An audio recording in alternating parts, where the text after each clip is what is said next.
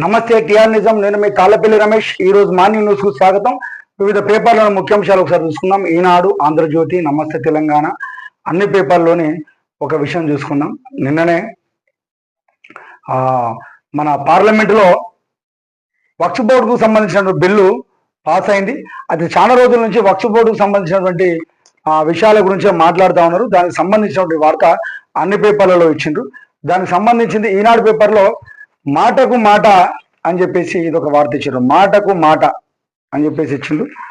ఇంకోటేమో వక్ఫ్ bill pass అని చెప్పేసి సాక్షులు ఇచ్చిండ్రు. అన్నిట్లలో వార్త ఇచ్చిండ్రు. వాస్తవానికి ఏంటంటే ఈ వక్ఫ్ బోర్డు అంటే ఏంది, ఏ విధంగా ఉన్నది అని చెప్పేసి అంటారు. దాని గురించి ఒకసారి చూసుకుంటే ఇదంతా వాడివేడిగా చర్చ అనేది జరిగింది. లోక సవరణలో వాడివేడిగా చర్చ అనంతరం సవరణ బిల్లుకు లోకసభ ఆమోదం తెలిగింది. అందులో 288 మంది ఏమో అనుకూలంగా చేస్తే 232 మంది వ్యతిరేకంగా దానికి వేసిండ్రు. ఏంటంటే దీన్ని మార్చాలని చెప్పేసి ఏమో ఇది పాస్ చేయాలి, ఇది ఓకే అనుకూలంగా ఉన్నది అని చెప్పేసి 288 మంది అంటే ఇది కరెక్ట్ కాదు, దీనివల్ల ముస్లింలకు సంబంధించినటువంటి వాటిని కోల్పోవాల్సి వస్తుంది కాబట్టి ఇది ఉండొద్దు అని చెప్పేసి 232 మంది అది చేసిండ్రు. అసలు ఈ వాదనలు ప్రతివాదనలు ఏ విధంగా ఉన్నాయో సార్ చూసుకుంటే, బిల్లు ప్రవేశపెట్టిన ప్రభుత్వం నుంచి తరపున ఏ విధంగా అంటారంటే, బిల్లు వ్యతిరేకించిన ఏవే పార్టీలు వ్యతిరేకించినాయంటే, బిల్లును వ్యతిరేకించింది కాంగ్రెస్, ఎస్పీ, డిఎంకే అధికృత విపక్షాలు.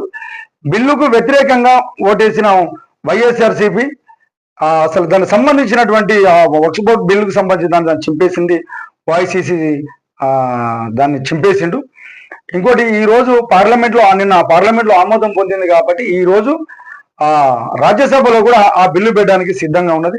అసలు ఏమున్నది ఈ బిల్లు అంటే ఏంది, ఏం కథ సార్ చూసుకుంటే, వక్ఫ్ ఆస్తుల వినియోగంలో అవినీతిని రూపుమాపడానికి పూర్తి పారదర్శకత తీసుకొని రావచ్చు అని చెప్పేసి ఈ అధికార పక్షం చెప్తా ఉన్నది. వక్ఫ్ ఆస్తులపై ఆగకానీలు, బోరాలు, పస్మంద ముస్లింల మహిళలకు భాగస్వామ్యం దక్కుతుంది. ఆస్తులు నమోదుకు తప్పనిసరి చేయడం వల్ల వాటి దుర్వినియోగానికి అడ్డుకట్ట వేయొచ్చు.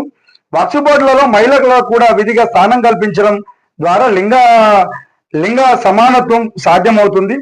ముస్లిం దేశాలలో కూడా వక్ఫ్ ఆస్తులపై ప్రభుత్వ పర్యవేక్షణ, నియంత్రణ ఉంటుంది. మన ఒక్క దేశంలో కాదు, వేరే దానికి సంబంధించినటువంటి వాళ్ళ దేశాలలో కూడా, ముస్లిం దేశాలలో కూడా ప్రభుత్వంపై దాని ఆజమాయిషీ ఉంటుంది. అదే సక్రమంగా ఉంటుంది అని చెప్పేసి ప్రభుత్వం తరఫున చెప్తుంటే, ఏదైతే వ్యతిరేకించిన వాళ్ళు ఏమంటారంటే, వక్ఫ్ బోర్డులోని ముస్లింయేతరులకు ప్రాతినిధ్యం కల్పించడం ఏంటి, ఆర్టికల్ 226 ద్వారా రాజ్యాంగం కల్పించేంత మతపరమైన హక్కు వ్యతిరేకం. ఇదే తరాలలో ఇతర మతాలకు చెందిన బోర్డులలో ముస్లింలను నియమిస్తారా, వక్ఫ్ ఆస్తుల్ని సెంట్రల్ డయాబెటిస్ తో విధిగా నమోదు చేయాలని చెప్పేసి చేయని పక్షంలో వాటిని సంబంధించి వివాదాల్లో కోర్టులను ఆశ్రయించే వీలుండడం చాలా క్రూరమైన నిబంధన. పేద ముస్లింలకు న్యాయం చేయాలన్న చిత్తశుద్ధి ప్రభుత్వానికి లేదు. అందుకే బిల్లులో వక్ఫ్ బోర్డులను సమర్థంగా పారదర్శకంగా నిర్వహించడానికి ఎలాంటి చర్యలు తీసుకోలేదు. ఏదైనా ఆస్తి వక్ఫ్ బోర్డు ద్వారా ప్రభుత్వానిదా అన్న నినాదం వివాదం తలెత్తితే ఇకపై రాష్ట్రం నియమించే ఉన్నతాధికార నిర్ణయమే అంతిమం. ఆ తీర్పు ప్రభుత్వానికి అనుకూలంగా ఉంటుంది. వక్ఫ్ ట్రిబ్యునల్ తీర్పులలో కోర్టులో సవాల్ చేసే అవకాశం ఇప్పుడు కూడా ఉంది. అయినా కొత్త ప్రతిపాదనకు చేయడం వెనుక ఉద్దేశం ఉండదో తెలపాలని చెప్పేసి ఈ ప్రతిపక్షాలు దాని గురించి మాట్లాడుతూ ఉంది. దాని గురించి పూర్తిగా వేసుకుంటే ఈసారి ఒక్కొక్క పార్టీలో ఒక్కొక్కటి వాగ్దానం, బీజేపీకి సంబంధించి అధికార పక్షాలేమో ఇట్లుంటే దానికి సంబంధించిన వాళ్ళం వేరే విధంగా అంటారు. అయితే ఇంకోటి, బిల్లుపై ఎవరి వాదన ఏమిటి అనేది, వక్ఫ్ ఆస్తులు కాజేసే కుట్రే పూర్తిగా రాజ్యాంగ విరుద్ధం. విపక్షాలు, ముస్లిం సంఘాలు మెరుగైన నిర్వహణ కోసమే అని చెప్పేసి కేంద్రం అంటాంది. కొద్ది రోజులుగా దేశవ్యాప్తంగా చర్చనీయాంశంగా మారినటువంటి అంశం ఇస్లాం సాంప్రదాయంలో ముస్లిం సమాజం కోసం చేసే దానం లేదా విరాళాన్నే వక్ఫ్ అంటారు. ఈ వక్ఫ్ ఆస్తులన్నిటికీ అల్లాహకు చెందుతాయి, దానికి సంబంధించిన ముస్లిం దేవునికి చెందుతాయి, ఆ ముస్లిం యొక్క దేవునికి అల్లాహ్ భగవంతునికి చెందుతాయి అని చెప్పేసి వాళ్ళు అనుకుంటారు. కనుక వాటి అమ్మకం, ఇతర ప్రయోజనాల వాడకం పూర్తిగా నిషేధం. ఇది దేనికోసం వాడతారంటే, మసీదులు, మదర్సాలు, శ్మశాన వాటికలు, అనాథాశ్రమాలు నిర్వహణ, అధితర ఆ నిమిత్తము ఉపయోగించుకోవాలి. భారత్లో వక్ఫ్ సంప్రదాయం 12వ శతాబ్దంలో ఢిల్లీ సుల్తాన్ రాజు హయాంలో మొదలైంది. స్వతంత్ర అనంతరం 1954లో కేంద్రం వక్ఫ్ చట్టం వచ్చింది. దాని స్థానంలో 1995లో తెచ్చిన కొత్త చట్టం ద్వారా వక్ఫ్ బోర్డుకు మరిన్ని అధికారాలు దాఖలు పడ్డాయి. వాటిని అపరిమితంగా పెంచుతూ యూపీఏ ప్రభుత్వం 2013లో మరికొన్ని సవరణలు చేసింది. దేశవ్యాప్తంగా 8.8 లక్షలకు పైగా ఫైనాన్స్ ఆస్తులున్నాయి. వీటన్నిటికీ కలిపి 9.4 లక్షల ఎకరాలు ఉన్నాయి. ఆ లెక్కన వక్ఫ్ బోర్డులు దేశంలో అతిపెద్దగా 3వ స్థానంలో ఆస్తులు కలిగినటువంటిది ఈ వక్ఫ్ బోర్డు సంస్థ. దేశంలోనే 3వ అతిపెద్ద సంస్థగా అవతరించింది. ఆ యాజమాన్య హక్కులు దానికి ఉన్నాయి. వాటి భూముల మొత్తం విలువ 1.2 లక్షల కోట్ల పైచిలికి అంచనా. ప్రస్తుతం దేశవ్యాప్తంగా 30 వక్ఫ్ బోర్డులు ఉన్నాయి. వాటిలో అవినీతి తీవ్రమైన సమస్య అని చెప్పేసి ముస్లిం సంఘాలు కూడా కొన్ని అంటాయి అని అంగీకరించింది. ప్రభుత్వం లెక్క ప్రకారమే దేశవ్యాప్తంగా 60,000కు పైగా వక్ఫ్ సంస్థలు అన్యాక్రాంతం అవుతున్నాయి. 13,000కు పైగా ఆస్తులు కోర్టు వివాదాల్లో ఉన్నాయి. 4.35 లక్షల ఆస్తుల గురించి సమాచారమే లేదు. వక్ఫ్ భూములను రక్షించాల్సిన ప్రభుత్వమే వాటిని అన్యాక్రాంతం చేస్తుందని చెప్పేసి సాచార్ కమిటీ ఆక్షేపించింది. అయితే తీవ్ర వివాదాల నడుమ వక్ఫ్ సవరణ బిల్లు లోక్సభ బుధవారం ఆమోదం తెలిపింది. కేంద్రం వక్ఫ్ మండలి, రాష్ట్ర వక్ఫ్ బోర్డు ఏర్పాటు చేసి బిల్లు జరిగిందని చెప్పేసి అంటారు. కాకపోతే ఇది ముస్లింల నుంచి భూమి లాక్కుంటుందని మోదీ సర్కార్ లాక్కుని కుట్ర చేస్తుందని చెప్పేసి మస్లిం పార్టీ కొంత దానికి సంబంధించిన అనుకూలంగా ఉండేటువంటి పార్టీలు చెప్తానే. ఆర్టికల్ 14, 28, 26, 29 అదితర ఆర్టికల్ పూర్తిగా విరుద్ధం అని చెప్పేసి అంటారు. ఈ నేపథ్యంలో వక్ఫ్ రగడపై ఇండియన్ టుడే దానికి సంబంధించినటువంటి ఒక డిబేట్ కూడా ఏర్పాటు చేసింది. దానికి సంబంధించి అంతిమంగా పేదలకు అభ్యున్నతికి దోహదపడతాయని చెప్పేసి ఈ తాజా బిల్లును ప్రభుత్వం ఆమోదం చేసింది. ఇప్పుడు ఈ రోజు రాజ్యసభలో కూడా ఆమోదం చెప్పడానికి అనుకూలంగా ఉన్నది.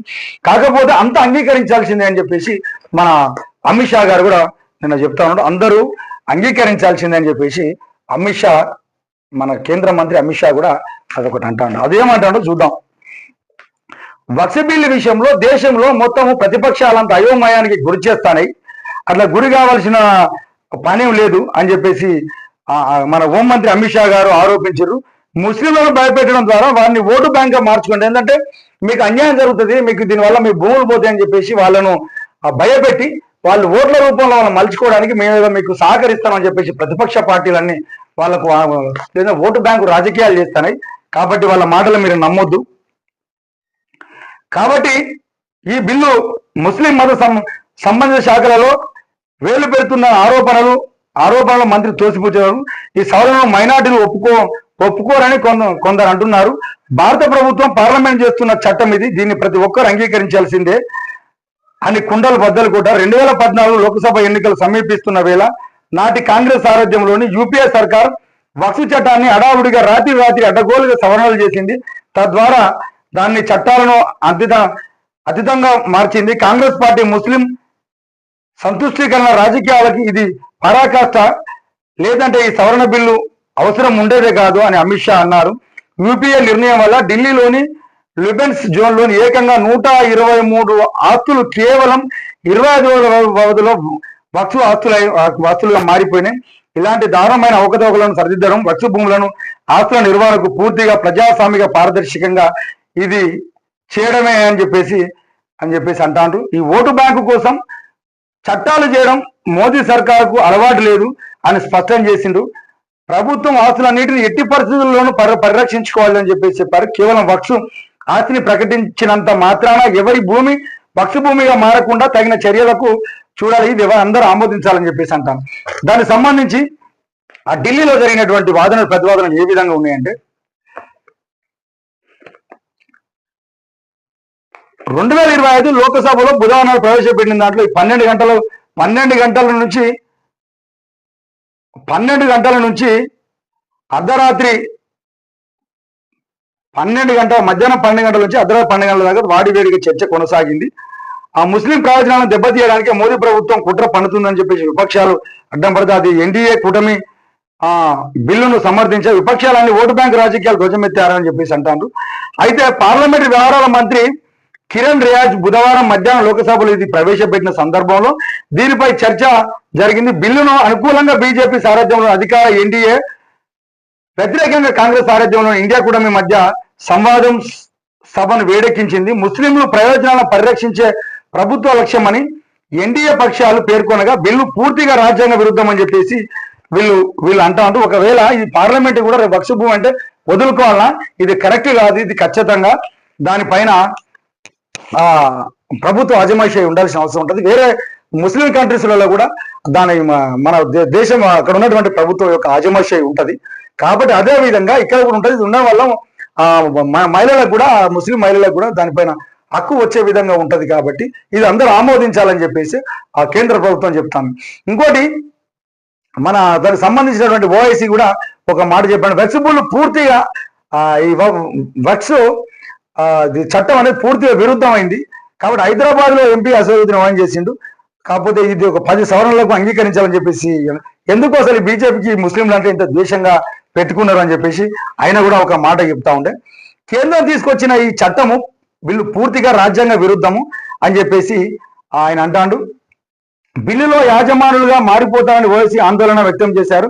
ఇదేం తమాషా అని ప్రశ్నించారు. ముస్లింలు ఎందుకింత ద్వేషం పెంచుకున్నారని చెప్పేసి కేంద్రాన్ని నిలదీసిన. వక్ఫ్ బోర్డు అనేది పూర్తిగా ధార్మిక సంస్థ. ఇది దేవునికి చెందేటువంటి ఆస్తులు. దీనివల్ల దానికి సంబంధించిన మదర్సలు, దానికి సంబంధించిన మసీదులు, శ్మశాన వాటికలు పెట్టుకోవడం, ఇది మొత్తం దేవునికి సంబంధించినటువంటి వ్యవస్థ. దీనివల్ల అన్యాయం జరగదు.